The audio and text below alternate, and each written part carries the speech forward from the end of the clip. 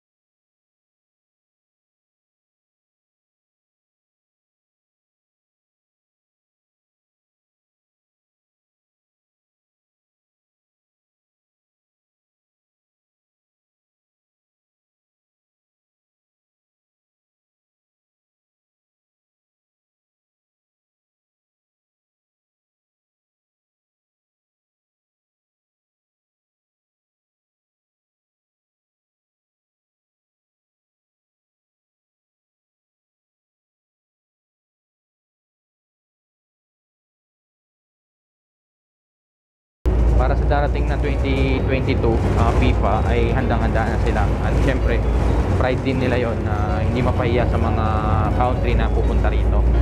So ganun talagang yan, kita nyo na napakaraming mga construction ng road at yun.